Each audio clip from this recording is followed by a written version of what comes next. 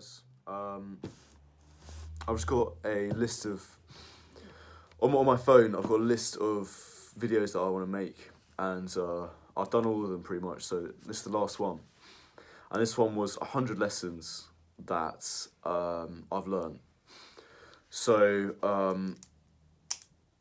I've just written like lessons that I've learned underneath, and I've only actually written down 5, which is all I've got at the moment. I had 6, but 2 of them are kind of the same, so I've just compressed it down to 5, which is a nice prime number.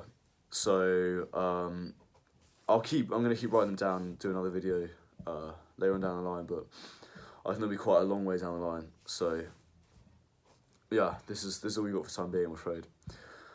I'm very cautious about how I titled this, because I understand that I don't think you really know anything until you're like, I would say, I mean, it's difficult to say really, I don't really know. It's different for every person. But I think in your early 20s, unless you've been through the trenches, you know, which some people have, I certainly haven't. Not in the sense that I need to anyway. You know, no one's life's perfect. But no, I think unless you've really had to transform, you know, at a young age, I think you still don't really know shit until you're quite a bit older. You know, maybe late 20s, maybe 30s, maybe early 30s. I don't really know. So I'm not titling this video like 5 lessons for you guys, you know.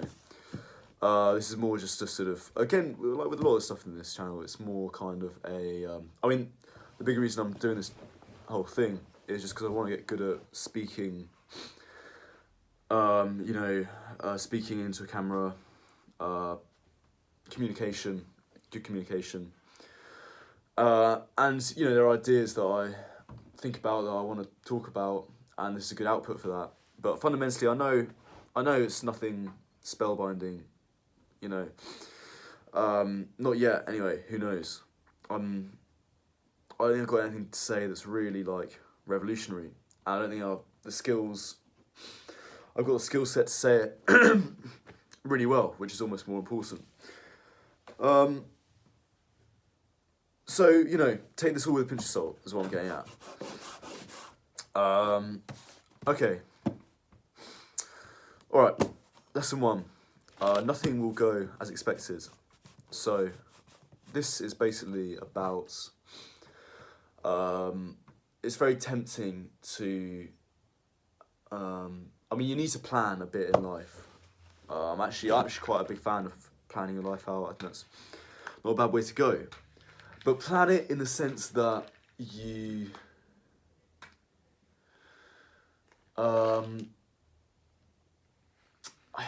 difficult to say, you've got to plan it in a certain way. I mean, I remember moving up to uni, I had a really set idea about how things were going to go. And I would have nothing, there was no real willingness for me to change my vision.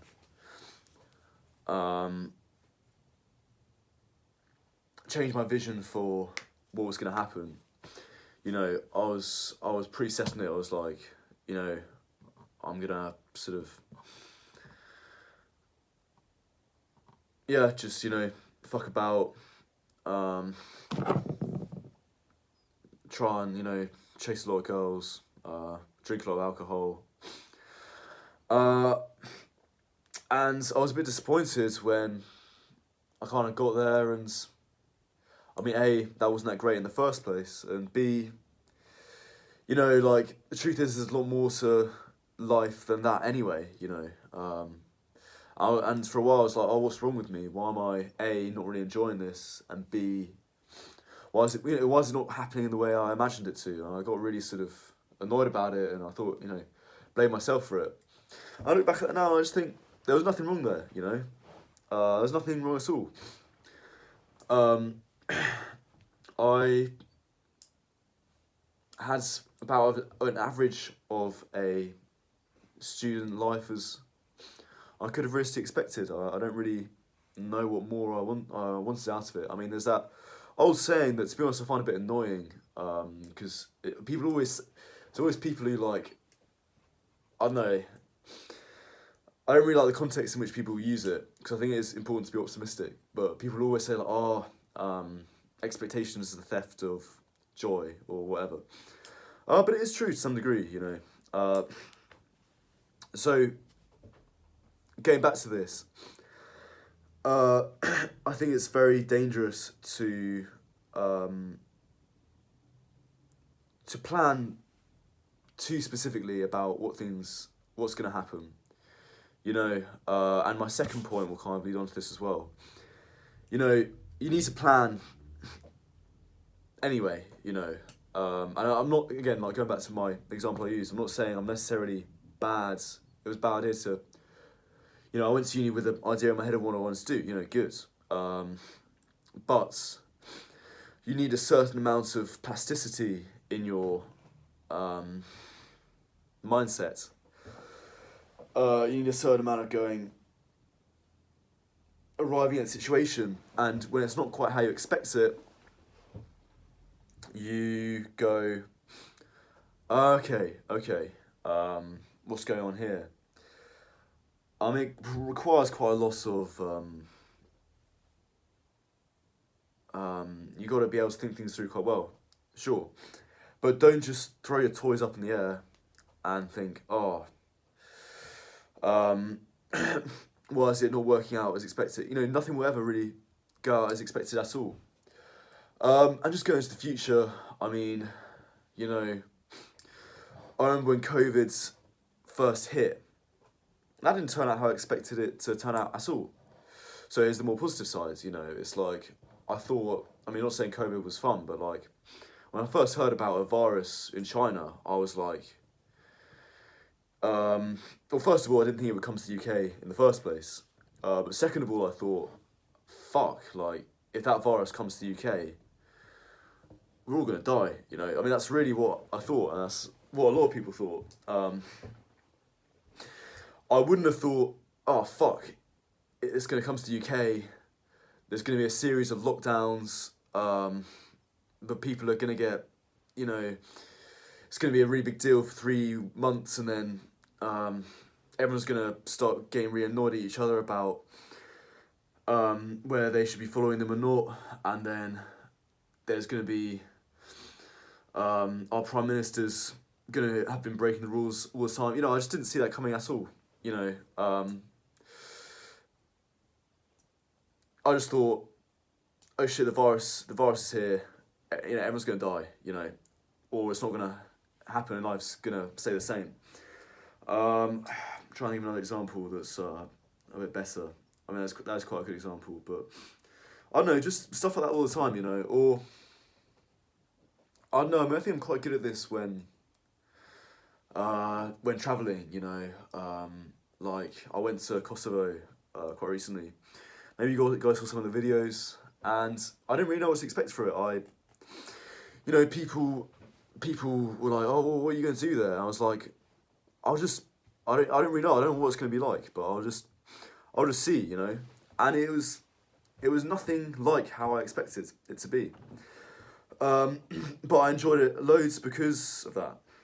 Because I went with very open minds. And, similarly, okay, it is another good example, you break up with a girl, and then you want, I want another relationship. And you meet another girl that kind of ticks all the boxes, and you're like, alright, bam, relationship. And then turns out she's not the girl you think she is, and you just ignore those sites, and then 6 months later you're a wretched mess, and you're back to square one. Just don't want things to go the way you want them to. Yes, plan, but but yeah, nothing will really go as expected. Yeah, I'm trying to think of other big global things that have happened, but I can't really think of anything apart from COVID. I mean, COVID's the best example of that, really. So yeah, nothing will go as expected. I think I did that quite well. So, number 2, you need setbacks. So this kind of goes on. This is the second coin, if you will, of nothing will go as expected. So you need setbacks in your life, because everything's a setback at the end of the day. Like, it's annoying that I have to click record on this button on this phone, speak to this camera. It's quite hard work to think about what I'm going to say, and then post it onto YouTube. It's quite a lot of effort. But I enjoy doing it. And it's a setback, but it's still a setback in a sense. I can't just click my fingers and a video is going to appear on my YouTube channel. And it's a stupid example because we don't, it's stupid to think in those terms.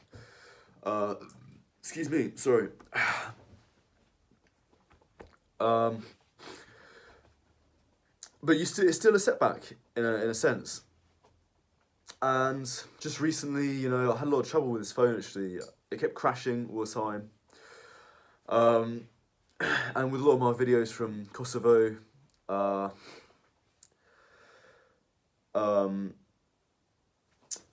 just lots of problems with recording stuff. My phone kept crashing, and it was a big problem. I was like, it's a nightmare. Why won't my phone just work?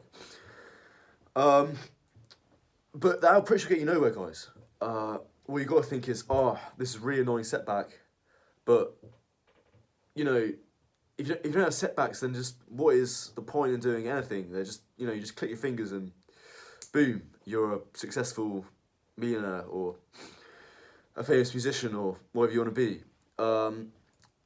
So just try and see setbacks as part of the journey. I mean, it's something that Andrew Tate said as well. What did he say? He was like, things will go wrong. It's the example of business, but I think it's true for anything. Things will go wrong all the time, constantly. That's just life, Particularly with business, some payment will get mixed up, or I'm not a businessman, so I can't really explain. But there'll be a payment going wrong, or someone will forget something. Things go wrong all the time. But that's kind of the whole point, is that if you want to get successful, you have to wrestle with those setbacks. So yeah, because like with the again, very small setback, I just had to restart my phone. It took me 5 minutes, but that setback, I could have just thrown my hands up in the air and said, "Oh, I should not go my way. I'm gonna stop doing these videos." But I thought, no, let's sort this out. Probably need sorting out anyway. And now look at me. So that's number 2. Number 3, it's quite an interesting one. It's quite funny. Quite a funny story behind this as well. So don't take things just because they're free. So got a very close friend, probably like one of my best friends, and he constantly just finesses stuff for like no reason. And like we were at this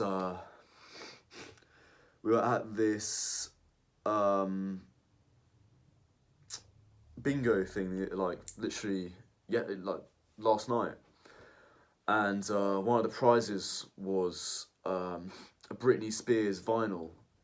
It was like a Britney Spears themed event, and like the big prize was a Britney Spears vinyl and a record player. Pretty cool. And there was some other stuff like a Britney Spears cutout, some fragrance that was Britney Spears themes. And I was doing this bingo, I was, I don't really, basically they're playing some Britney Spears theme songs and you're meant to guess, like tick them off on your bingo sheet or whatever. I didn't really know Britney Spears songs, and then I was trying to Shazam them and ask people next to me. But it kind of occurs to me like, well, like what am I going to do with a Britney Spears themed cutout? That's just going to clunk up my room. I'm just going to have to throw it away. That's going to be the best thing. There's no possible use that's going to have to me. If I wanted one, I'd much rather just buy one when I needed one. Which is obviously a bit of a utilitarian way of looking at it, and obviously like I didn't ruin the fun, like I still played along, but I'm relieved I didn't win anything because I just had no use for it. And my really close friends, he got like full squares. He's a very competitive guy, so he enjoyed it, the whole experience, which is a slightly different thing. But yeah, he won all the squares. They did a little quiz round with him with like one other person. And he won this Britney Spears vinyl and a vinyl player, and he was gassed. But I kind of thought, I kind of made jokes to him like, when are you ever going to use that vinyl player though? Like this guy's never used vinyl in his life. He's more of a sort of JBL speaker guy. He likes his. He's not some indie kid. And besides, the vinyl player didn't come with a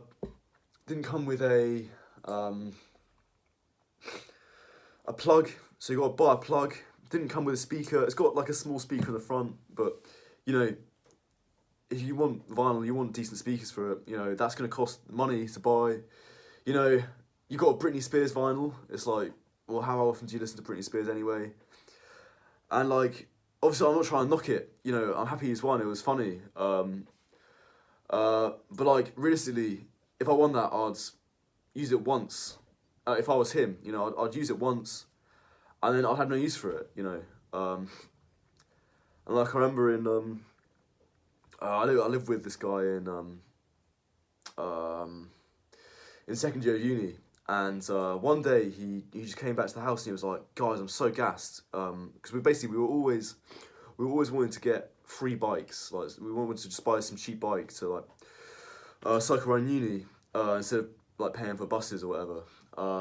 And one time he came to the house and he was like, "Guys, I got a free bike. I'm so gassed." This guy just gave it to me.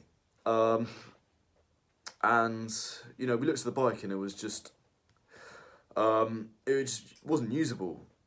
And he was like, "It's all right. I'll just repair it." It's like, "Will you?"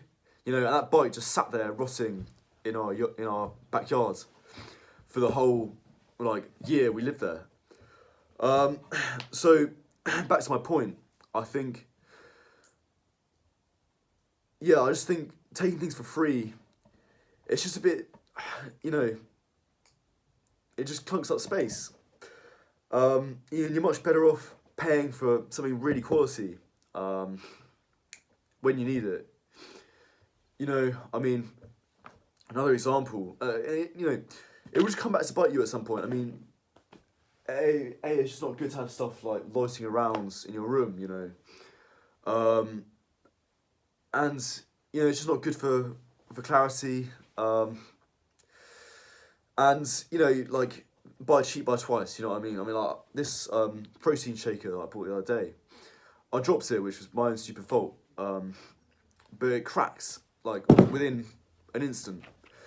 But I was like, oh, it's still usable. I got it really cheap. Like, it wasn't that cheap, but this kind of stuff's quite expensive. I was like, oh, I'll just use it, and then it spilled in my bag, and it got my laptop wet. You know what I mean? Really annoying. So, yeah, don't think things just because they're free.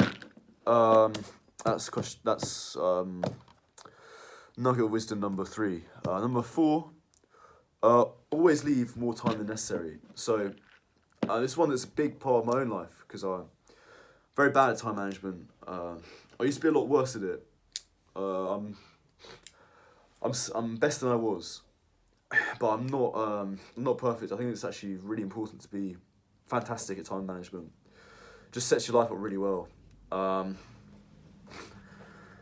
So So like for example, I've got a shift tonight at and like 10 o'clock. So I've got an hour or so until I need to go, and I kind of think to myself like, to get to my workplace, which is in town. I live like 40 minutes or so from town. It's like a 40-minute bus journey. When I stop outside, or what I usually do is like, often if you see me recording these videos when I'm sort of just walking, it'll be the walk I take to the bus or to the gym. So same walk, just through the old campus, and it's like a quick 20-minute bus journey to my place of work, and then like a 5-minute walk. So it's 40 minutes. Maybe you can do it in half an hour if you're really quick. But I always leave an hour to do it, because something will always happen that will just slow me down. Like I'll walk. Let's say you leave your door, and you've got 40 minutes to get to work, and you leave your door, and then you think, oh fuck, I need to get my water bottle or whatever it is. I need to get my phone charger. That's really annoying. And then you go back in, get your phone charger, get back, lock your door, get back out, and you've lost like 5 minutes at this point, which isn't very much. And you think, okay, I can still make it. But that just has such a dreadful knock-on effect, because then you might miss the bus. So you have to wait for another one, and now it's like, oh yeah, now you're 10 minutes late for work. And now, and then something else holds you up, maybe there's traffic or whatever. All these kind of things just keep happening very quickly. It's very easy for there you go, these setbacks to happen. They happen all the time. And then before you know it, you're at work, you're half an hour late. Just from that one little thing that's a domino effect. And it's, even if you're not, half an hour late maybe. But even if it's not half an hour, you miss a bus, let's say, which is very easy to happen if you don't leave enough time. You're 5 minutes late, you're 10 minutes late. And if it's a job you don't really like and you're just doing it for money, fair enough. But if you want to move up in your job, if that's a big part of your life, which more time this is, I think, then you need to get there like on the dot, preferably like 5 minutes early. It just always helps. So yeah, just always leave more time than necessary. I used to work in this supermarket that was literally a 2-minute walk from my house. I didn't have this great idea in my head at the time, and I would just, I'd always leave like 2 minutes. I'd wait, because I really didn't enjoy the job. So there was that as well. But I would always leave, like, literally, if I was going to work at 9 o'clock, I would just chill out until it was like 2 minutes to 9. I think, okay, I can still make it in on time. I never did, I'd always make it in 5 minutes late. Something happens, you'll lock something up, or you forget something, or and even if you do make it in on time, you're a bit, best case scenario, you look a bit flustered because you've hurried there because you haven't left enough time. So just, I think, always leave more time than necessary. And you might say, oh, it's annoying because then I get there early and I'm just dawdling around. But in reality, that never really happens in my experience. There's a fine line. Don't turn up to work 5 hours early. You need to rein it in a bit, and that's something you gotta judge for yourself. But it's very rare that I've left more time than necessary and been there, and been late, and been too early. Most time when I leave more time than I think I'll need, I get there bang on time. Very rare that happens to me that I'm too early. So yeah, that's advice number 4. And advice number 5, I don't actually have written down. I did have one, or maybe I didn't. But there was another one that pops into my head when I was talking about this that kind of brings in some of the other ideas together. Oh yeah, I just remembered it. So number 5, it's just me improvising on the spot. Number 5 is your mistakes will always catch up with you, no matter what. You can't just ignore sort of things you need to fix will just go wrong at some point. You're just waiting for them to go wrong. So go back to the example of this water bottle. You know, the thing, I dropped this water bottle.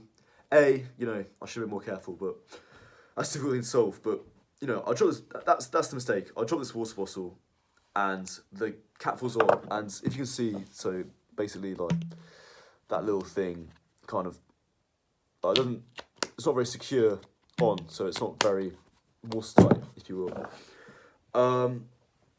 So that's a mistake I've made, and now I need to fix that mistake. So the right thing to do is to say, fuck, that's really annoying, go back into the shop and buy another one. Which is really annoying, you know, it was like, I say it was cheap, it was like 4 or 5 quids. That's really annoying, you know. But in the back of my head, I knew that's what I needed to do. But I thought, it's still gonna hold water. I'll just make sure to keep it empty when I put it in my bag with electronics. And then,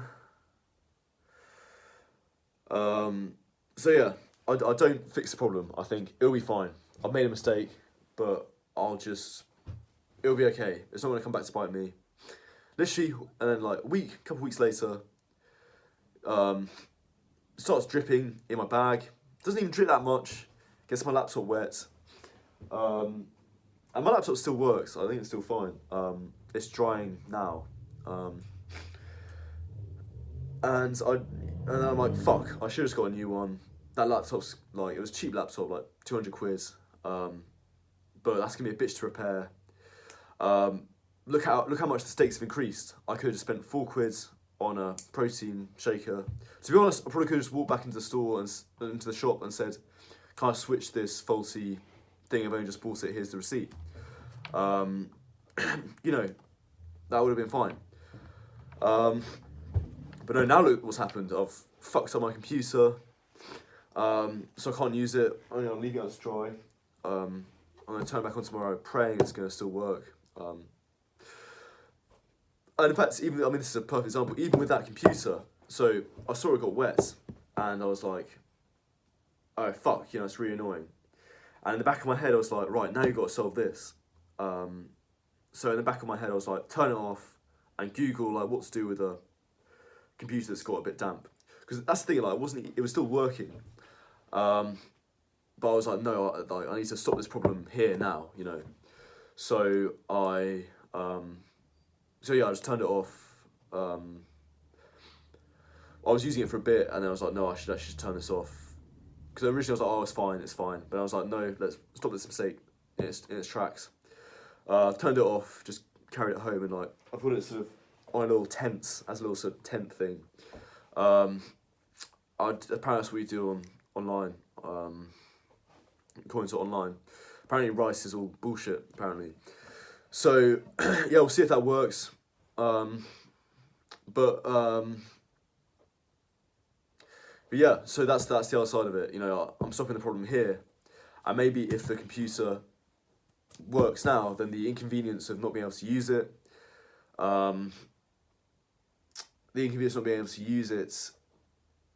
now is me solving the problem. And instead, you know, I keep using it, I ignore the problem, and then it breaks, and now I've got no computer. All my data for the Kosovo videos that I'm gonna upload gets short-circuited, and I'm really pissed off. I've got some of it backed up, you know, don't worry guys, but, you know, So that's the other thing. That's the sort of other side of the coin, if you will. And I think it was Jordan Peterson who said, like, no one gets away with anything ever, which is such a great quote because you think, well, yeah, they do. And he said, I've never seen it, you know, like, someone makes a mistake, or does something wrong, or lies, or whatever, here, you know, and then they know they need to sort out a mistake they made, or a bad thing they've done, but they get away with it in the moment, so they keep on doing it, and then a bunch of things happen, and it's like, suddenly you're in a really shit position, and it's like, oh, how did this happen? And you wind up, he's doing it through a sort of clinical practice of talk therapy, I guess. I don't really know, but quite a complex process of talking your way back, and you talk your way back to that one mistake you made 5 years ago or whatever, and you're like, oh, okay, that's where it happens. So that's a bit of extra reading for you guys. So that's my five lessons that I've learned. You probably think this is all complete rubbish. You probably think I'm very naive, and you don't know why you're listening to me. So fair enough. But I've enjoyed talking them through, and maybe I've inspired some wisdom. I don't know, but I mean, if you made it this far, thank you very much. And yeah.